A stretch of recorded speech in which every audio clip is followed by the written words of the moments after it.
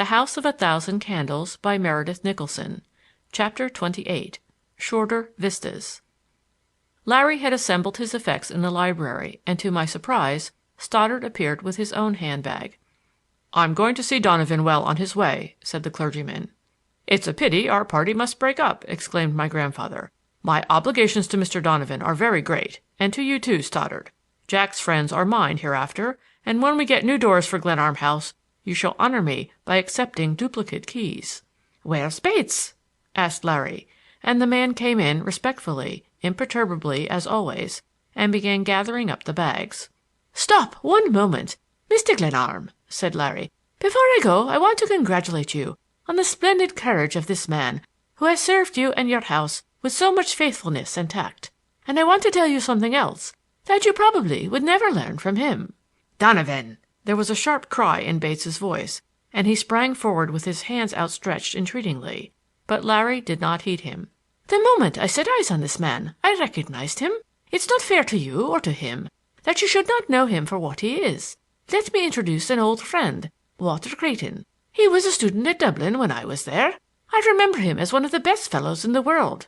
"For God's sake, no!" pleaded Bates. He was deeply moved, and turned his face away from us. "But like me," Larry went on, "he mixed in politics. One night in a riot at Dublin a constable was killed. No one knew who was guilty, but a youngster was suspected, the son of one of the richest and best-known men in Ireland, who happened to get mixed in the row.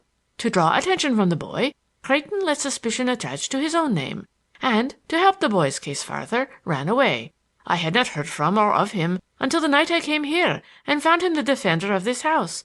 By God, that was no servant's trick. It was the act of a royal gentleman." They clasped hands, and with a new light in his face, with a new manner, as though he resumed, as a familiar garment, an old disused personality, Bates stood transfigured in the twilight, a man and a gentleman. I think we were all drawn to him. I know that a sob clutched my throat, and tears filled my eyes as I grasped his hand.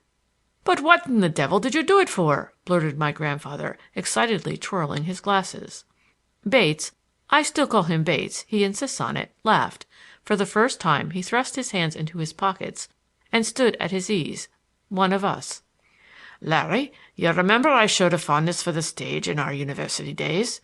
When I got to America I had little money, and found it necessary to find employment without delay. I saw Mr. Glenarm's advertisement for a valet. Just as a lark, I answered it, to see what an American gentleman seeking a valet looked like.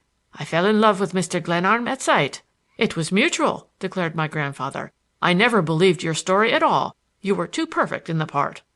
"Well, I didn't greatly mind the valet business. It helped to hide my identity, and I did like the humor and whims of Mr. Glenarm. The housekeeping, after we came out here, wasn't so pleasant." He looked at his hands ruefully. "But this joke of Mr. Glenarm's making a will and then going to Egypt to see what would happen, that was too good to miss.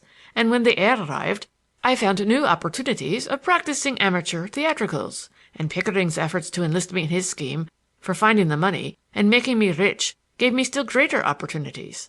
There were times when I was strongly tempted to blurt the whole thing. I got tired of being suspected, and of playing ghost in the wall, and if Mr. Glenarm hadn't got here just as he did, I should have stopped the fight and proclaimed the truth. I hope," he said, turning to me, "you have no hard feelings, sir." And he threw into the "sir" just a touch of irony that made us all roar. "I'm certainly glad I'm not dead," declared my grandfather, staring at Bates. "Life is more fun than I ever thought possible. Bless my soul," he said, "if it isn't a shame that Bates can never cook another omelet for me." We sent Bates back with my grandfather from the boathouse, and Stoddard, Larry, and I started across the ice. The light coating of snow made walking comparatively easy. We strode on silently, Stoddard leading.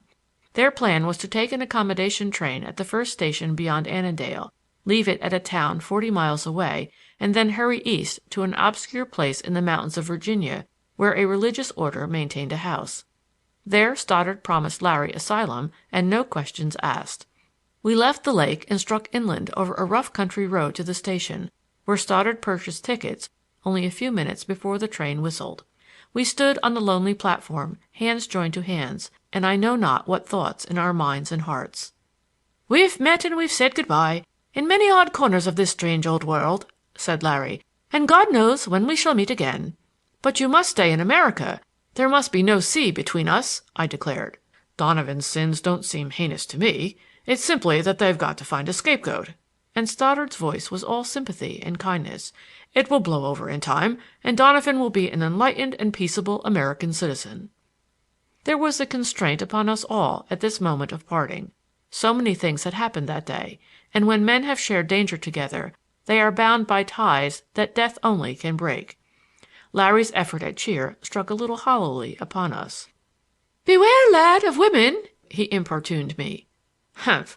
You still despise the sex on account of that affair with the colleen of the short upper lip." "Verily! And the eyes of that little lady who guided your grandfather back from the other world reminded me strongly of her. Bah, these women!" "Precious little you know about them," I retorted. "The devil I don't!" "No," said Stoddard. "Invoke the angels, not the devil." "Hear him, hear him! A priest with no knowledge of the world." "Alas, my cloth! And you fling it at me after I have gone through battle, murder, and sudden death with you gentlemen." "We thank you, sir, for that last word," said Larry mockingly. "I am reminded of the late Lord Alfred. I waited for the train at Coventry. I hung with grooms and porters on the bridge to watch the three tall spires," he quoted, looking off through the twilight toward St. Agatha's. "I can't see a blooming spire." The train was now roaring down upon us, and we clung to this light mood for our last words. Between men, gratitude is a thing best understood in silence, and these good friends, I knew, felt what I could not say. "Before the year is out we shall all meet again," cried Stoddard hopefully, seizing the bags. "Ah, if we could only be sure of that!" I replied, and in a moment they were both waving their hands to me from the rear platform, and I strode back homeward over the lake. A mood of depression was upon me. I had lost much that day, and what I had gained, my restoration to the regard of the kindly old man of my own blood, who had appealed for my companionship in terms hard to deny, seemed trifling as I tramped over the ice. Perhaps Pickering, after all, was the real gainer by the day's event. My grandfather had said nothing to allay my doubts as to Marian Devereux's strange conduct, and yet his confidence in her was apparently unshaken. I tramped on, and leaving the lake, half unconsciously struck into the wood beyond the dividing wall, where snow-covered leaves and twigs rattled and broke under my tread. I came out into an open space beyond St. Agatha's, found the walk, and turned toward home. As I neared the main entrance to the school, the door opened, and a woman came out under the overhanging lamp. She carried a lantern, and turned, with a hand outstretched to someone who followed her with careful steps. "Ah, Marian," cried my grandfather, "it's ever the task of youth to light the way of age." End of chapter 20.